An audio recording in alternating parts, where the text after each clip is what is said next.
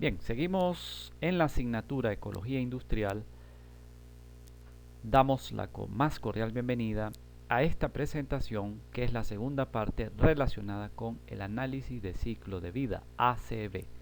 En esta presentación vamos a ver ejemplos prácticos, ejemplos comparativos, luego de que se ha aplicado la metodología para valorar cargas ambientales y determinar qué producto, qué producción es mejor en relación a la atenuación de impactos ambientales. Soy Juan Carlos Rojas, profesor de la Facultad de Arquitectura y Diseño y profesor de la asignatura Ecología Industrial. Así que le damos la más cordial bienvenida para recibir estos conocimientos relacionados con el análisis de ciclo de vida.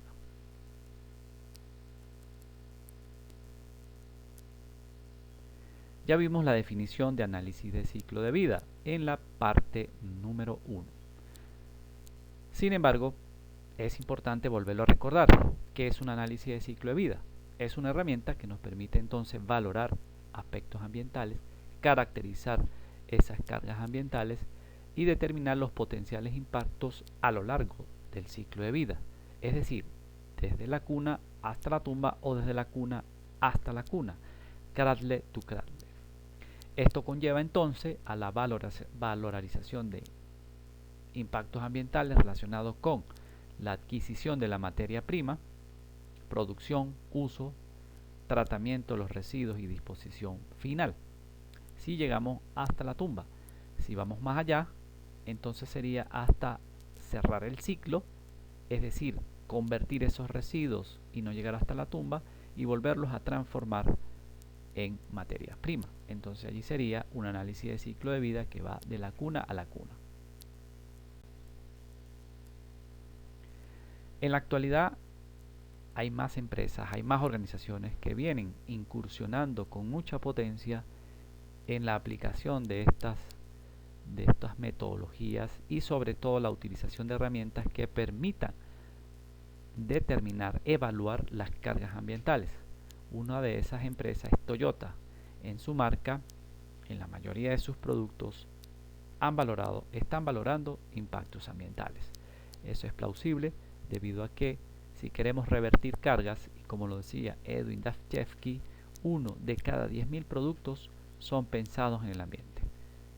Por tanto, es importante que en ese marketing vayamos incorporando los criterios ambientales como una forma también muy responsable de producir y sobre todo de atenuar, minimizar nuestra huella ecológica en el planeta.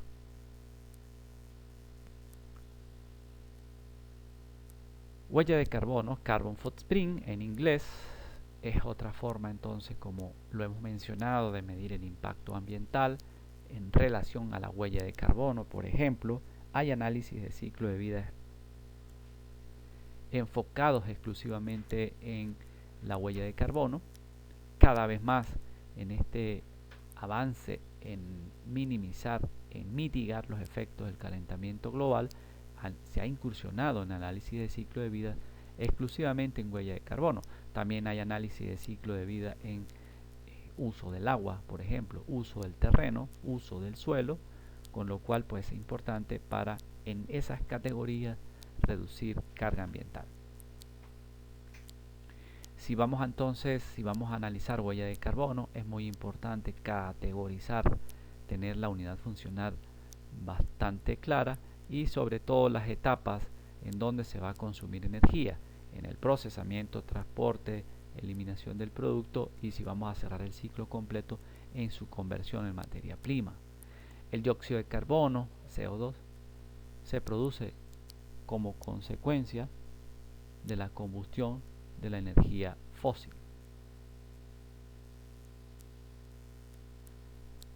La huella de carbono corresponde entonces al cálculo de esas emisiones de gases de efecto invernadero producidos a lo largo de todo el ciclo del producto.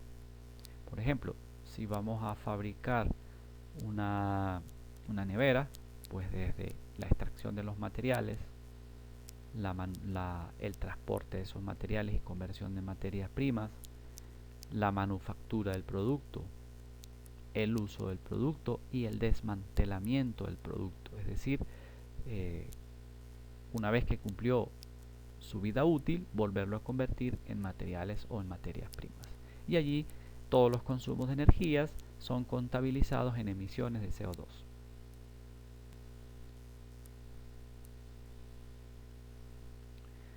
Bien, en esta lámina podemos observar entonces y en relación a Practical Action, cortesía de Practical Action, esta imagen sobre el análisis de ciclo de vida de un producto.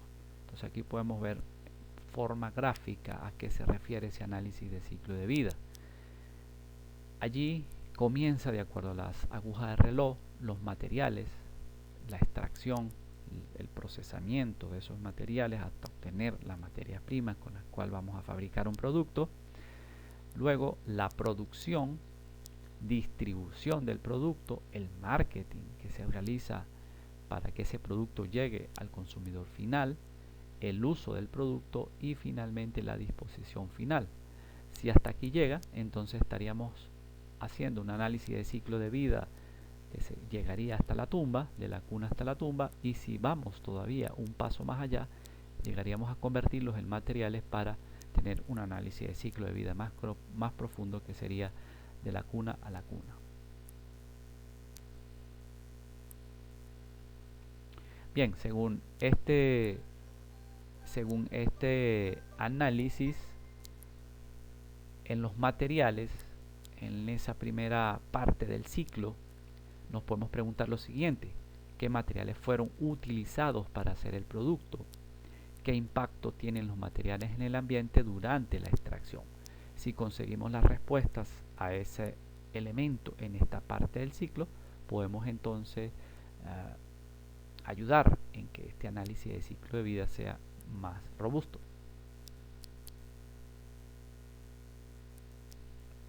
En cuanto a la producción, las preguntas que podemos formularnos: ¿dónde y cómo se hizo el producto? Si fue hecho de manera local, regional o es un producto importado. ¿Qué tipo de energía se utilizó en su fabricación? Esto es muy importante. Si es una energía fósil, una energía limpia, se tuvo en cuenta qué matriz energética, y de ello va a depender entonces, por ejemplo, la huella de carbono y otras huellas asociadas a lluvia ácida como SO2, emisiones de dióxido de azufre. Otro impacto importante sería la eutrofización o eutroficación, emisiones de óxido de nitrógeno, para poder valorar esta eutrofización, el uso del terreno, el uso del agua, entre otros.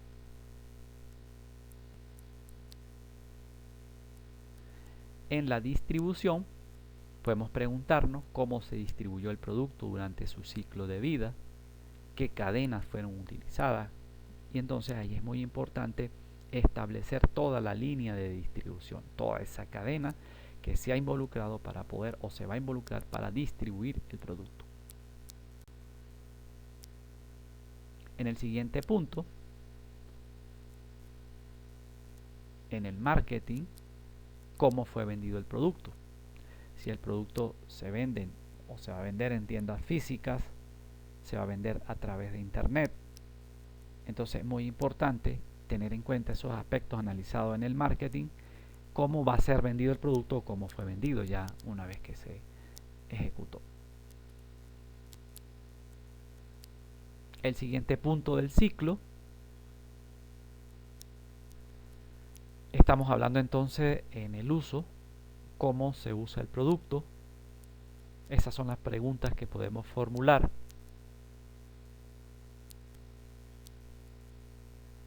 Entonces, en cuanto al uso del producto, cómo se usa ese producto, necesita más energía para poner en marcha el producto, cuál es la fuente de alimentación, qué tipo de baterías, si estamos hablando de pilas o baterías, recordemos la clase relacionada con esos dispositivos, son pilas cuando son desechables y son baterías cuando son recargables. Se recomienda, para minimizar daños ambientales, utilizar baterías si necesitamos acumular energía para poder poner en marcha o utilizar el producto, si por supuesto tienen componentes electrónicos. El siguiente elemento de la cadena en análisis de ciclo de vida es la disposición final, si vamos a llegar hasta la tumba, cómo pueden ser eliminados o reciclados los productos. Tenemos que pensar en ellos al final de su vida útil. Generalmente no se piensa, sino lo que se hace es diseñar un producto para su consumo y luego no importa qué pasa con el mismo. Si desde la mesa de diseño pensamos en cómo disponer finalmente el producto, estamos atenuando cargas ambientales. Entonces es muy importante tener en cuenta si el producto puede ser reparado, si el producto puede ser recuperado, si se puede reutilizar, si se puede reciclar. Entonces recordemos aquellas R's que vimos en la clase de las 6 R's: repensar, rediseñar, reutilizar, reciclar, rechazar, reparar y bueno, más R's que todavía podríamos incluir. Incluso hay teoría de 10 R's. Mientras más R's o mientras más sencillo sea el estudio, pero siempre y cuando utilicemos la más importante de todas, que es repensar, think, y sobre todo reducir. En cuanto a la huella de carbono, carbon footprint, otra forma de medir el impacto ambiental utilizando análisis de ciclo de vida, ya lo hemos mencionado, que es a través de la huella de carbono. Esto pues conlleva entonces un cálculo de las emisiones de gases de efecto invernadero, en español GEI, gases de efecto de invernadero, y en inglés Greenhouse Gases, GHG, sobre todo en toda la cadena del producto. Veamos algunos ejemplos prácticos. Así que con esta clase nos va a quedar mucho más claro de la aplicación del análisis de ciclo de vida. Vamos a ver entonces, vamos a continuar con productos que han sido fabricados y cuál ha sido su impacto desde el punto de vista de análisis de ciclo de vida. Veamos el ejemplo de los dispositivos de iluminación. Vamos a comparar entre una lámpara LED, una bombilla incandescente y una lámpara de alta eficiencia, cuál de estas tiene más impactos ambientales. En cuanto a la fuente de información, que es la guía del consumidor responsable, donde reposan estos estudios, tenemos entonces tres tipos de dispositivos de iluminación. Tenemos las bombillas incandescentes, las lámparas fluorescentes compactas y las lámparas LEDs. En este caso, el dispositivo que más consumo de energía tiene, teniendo en cuenta una unidad funcional de, como lo vimos anteriormente, de una cierta cantidad de horas para iluminación, las bombillas incandescentes consumen la mayor cantidad de energía, 3000 kilovatios hora. En la que más intensiva es en el consumo de energía. En segundo lugar, las lámparas fluorescentes con 550, y las que menos energías consumen son las lámparas LEDs, 350 kilovatios hora.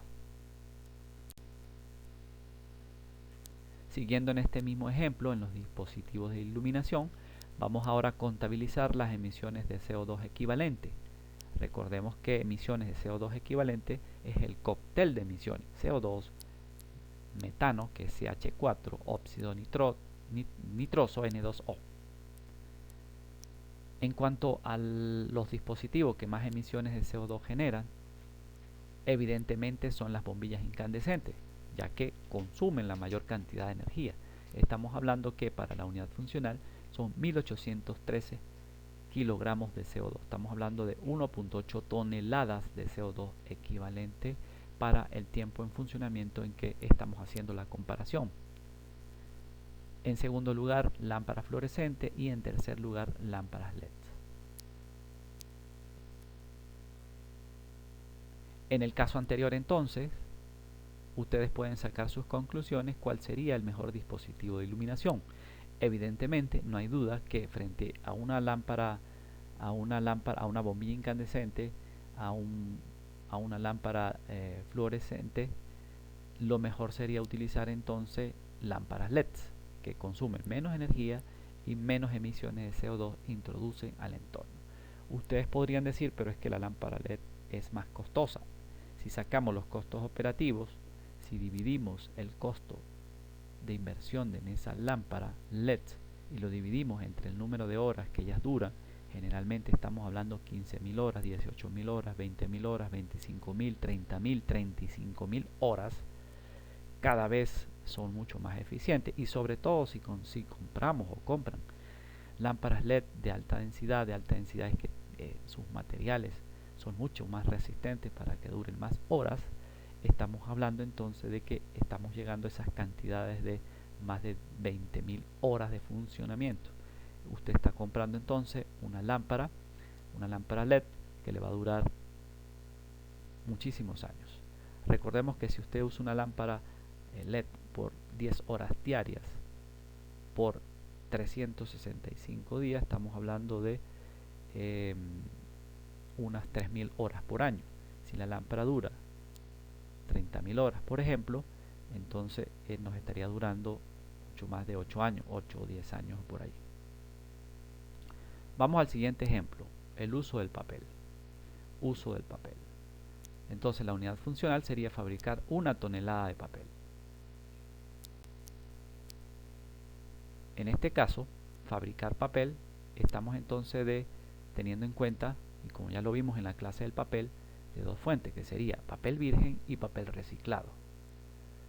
El papel virgen es extraer la materia prima de los bosques, consume la mayor cantidad de energía, estamos hablando de 9.600 kilovatios hora, y el papel reciclado solamente conllevaría 3.600.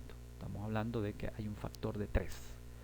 Si fabricamos papel a partir de papel reciclado, la reducción en el consumo de energía es supremamente significativo.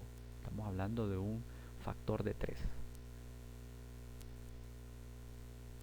En cuanto a las emisiones de CO2 equivalente, el papel virgen es el que más CO2 emite, 4.99 kilogramos de CO2, y el papel reciclado o de materias primas recicladas 1.87. También estamos hablando de un factor de casi 3 y fracción.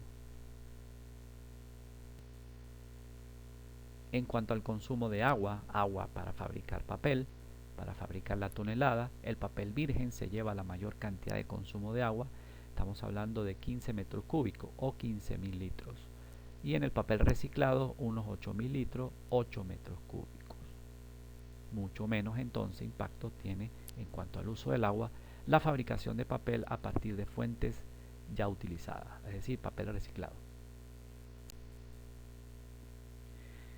En cuanto al consumo de materia prima, el papel virgen consume 2.3 toneladas de material requerido para fabricar 1 tonelada de papel, y el papel reciclado 1.400 kilos, 1.4 toneladas. Estamos hablando de un factor de un poco, si lo multiplicamos por 2, sería un poco menos a 2 el factor. En cuanto a los residuos que se generan por fabricar papel, el papel virgen implica 1.500 kilos, 1.5 toneladas de residuos, y el papel reciclado 100 kilos. El factor es sumamente significativo en cuanto a la reducción de residuos sólidos si estamos utilizando materias primas provenientes del reciclaje de papel. El siguiente ejemplo está relacionado con las pilas primarias y secundarias. Recordemos que las pilas primarias son desechables y las secundarias serían baterías. La comparativa ambiental de una misma botella de plástico PET de 50 gramos, 1.5 litros las botellas de agua, con 3 fines de vida diferentes: reciclaje e incineración. Bueno, en este caso vamos a analizar antes que las pilas la botella de plástico de PET de 50 gramos, que es la típica botellita de 1.5 litros de agua, y estamos pensando entonces tres fines de vida diferentes: una que se puede reciclar, otra que se puede incinerar, y finalmente cuando van a los basureros, disposición final. En cuanto a las botellas PET, que es la de 1.5 litros, ¿qué hacer ¿Qué pasa? ¿Cuál es el impacto cuando consideramos el fin de vida útil de estos productos que ahora son residuos? En este caso, materiales de segunda generación perfectamente aprovechables. Estamos hablando de que el mayor impacto ocurre en el consumo de energía, por ejemplo, cuando se incineran, 3.90 megajoule. En segundo lugar, cuando van a los sitios de disposición final, los basureros, 3.80, es muy parecido a la incineración. Y cuando se recicla hay menor consumo de energía, sin embargo hay un consumo importante. Por eso es, y aprovechando este ejemplo, no siempre reciclar es lo mejor. En este caso es mejor reciclar que incinerar y llevar a disposición final, pero dejamos claro que reciclar implica un consumo importante de energía, mucho menos que llevarlo a disposición final y mucho menos que incinerar. En cuanto a los residuos sólidos en emisiones de CO2 equivalente, en cuanto a esas emisiones de esos residuos, ¿quién emite más? ¿Qué proceso emite más CO2? Bueno, la incineración, evidentemente, 0.22 kilogramos de CO2 equivalente. En segundo lugar, la disposición final, con 0.14. Y en tercer lugar, el reciclaje. Ahora sí vamos al ejemplo de las pilas. Entonces, bueno, dejando claro el ejemplo anterior, mejor sería entonces reciclar, la mejor práctica sería reciclar en comparación con la incineración y con la disposición final. No se analizaron más situaciones, pero en base a esas dos sería mejor reciclar. Ahora sí vamos al ejemplo de las pilas primarias y secundarias. Recordemos que las pilas primarias son desechables y las secundarias son baterías. La comparativa ambiental de su fabricación y uso, estamos hablando de 500 pilas alcalinas, perdón, 500 pilas alcalinas. Estas son las pilas de larga duración, y se compara con una pila recargable de níquel cadmio con un consumo de 5 vatios hora. Estamos hablando de unas 500 recargas para un total de 2500 vatios hora. Entonces, sería comparar entonces las pilas alcalinas con la pila recargable. Si la pila recargable nos tiene una vida útil de 500 recargas, la comparación sería entonces con las pilas desechables, que serían 500 unidades en esa misma unidad comparativa. En cuanto al consumo de energía, evidentemente la pila alcalina requiere mayor consumo de energía, fabricar 500 pilas desechables en comparación con la pila recargable, que sería 9.4 kilovatios horas.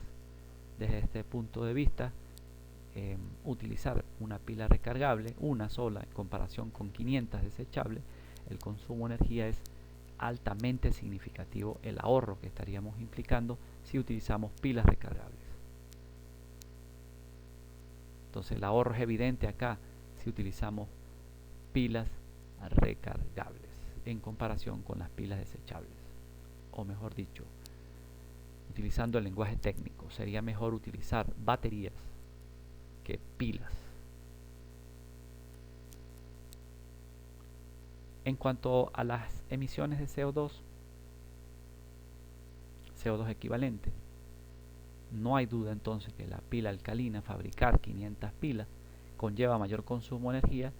Las emisiones serían 35.10 kilos en esa misma unidad comparativa, y la pila recargable, mejor dicho la batería, sería 1.7.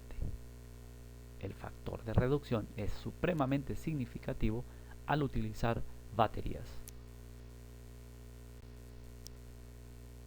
Vamos al siguiente ejemplo, las servilletas. ¿Qué es mejor? Utilizar una servilleta de papel, una servilleta de tela. Vamos a ver entonces qué sería lo mejor.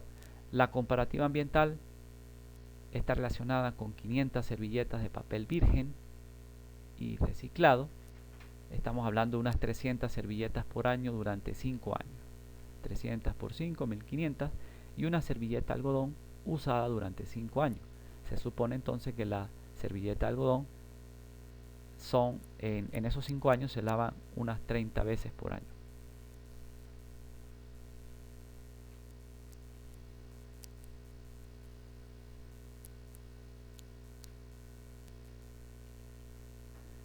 Bien, en cuanto al consumo de energía, y en esos tres tipos de servilletas, servilleta de tela, servilleta de papel reciclado, en la gráfica observamos claramente que la servilleta de papel es la que más consumo de energía tiene, 378.29 unidades, es decir, megajoules. En segundo lugar, la servilleta de papel reciclado, 226.49 megajoules. Y en tercer lugar, la servilleta de tela. Con esta gráfica, y solamente en cuanto al consumo de energía, queda claro que utilizar servilletas de tela sería la mejor opción.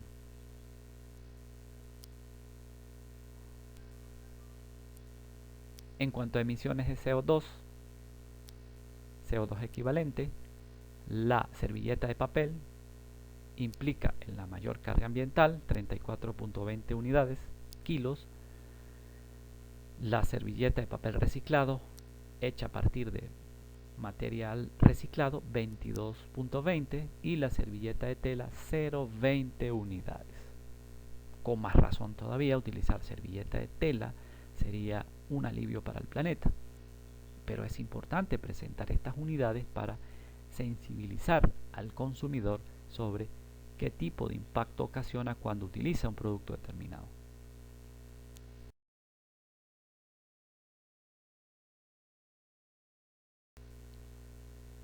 Bien, visto entonces estos ejemplos, visto la comparativa ambiental, teniendo en cuenta unidades funcionales específicas, ¿qué es mejor? Entonces, en el caso de las pilas y baterías, nos dimos cuenta que utilizar baterías desde el punto de vista ambiental se reduce enormemente las cargas ambientales, en cuanto a consumo de energía, emisiones de CO2 y otros. En cuanto a la servilleta, es mejor utilizar entonces servilleta de tela que la servilleta hecha de materias vírgenes o de material reciclado. Y bueno, ya los otros ejemplos vistos en el transcurso de esta clase. Esperamos que estos contenidos hayan sido de su completo interés y sobre todo, al ver las aplicaciones o sobre todo la contabilización en productos específicos utilizando análisis de ciclo de vida, con ello pues nos hayamos sensibilizado sobre la importancia de aplicar esta metodología para valorar las cargas ambientales. Entonces, una vez que hemos valorado esas cargas ambientales, poder introducir cambios en el diseño, en el proceso de producción, que al final tenga menores cargas ambientales. Eso es lo importante de aplicar un análisis de ciclo de vida y sobre todo para el consumidor, qué productos elegir, sobre todo aquellos que tengan menor carga ambiental. ¿Cómo declarar la carga ambiental? Para eso están las etiquetas ecológicas, que ya los vimos. Aquí entendemos todavía con mayor precisión la importancia de la etiqueta ecológica. Es la declaración ambiental del producto para el consumidor. Yo como consumidor entonces, si quiero comprar una servilleta, una pila o una batería, simplemente con la etiqueta ecológica, que es la declaración ambiental, yo puedo tener criterio para elegir un producto u otro. Bueno, finalmente entonces esperamos que esta clase haya sido de su interés y ahora lo que nos quedaría para mis estudiantes de diseño industrial es cómo hacer el análisis de ciclo de vida. Ya vimos la teoría, ya vimos la aplicación en los productos y ahora quedaría aplicar en un ejercicio cómo poder valorar entonces, utilizando una herramienta específica del análisis de ciclo de vida, cómo determinar esas cargas ambientales. Eso lo vamos a hacer con el ecoindicador 99, la cual será la siguiente clase que a partir de esta nos quedaría pendiente. Muchas gracias por su atención y muchas gracias por estar atento a mi aula virtual.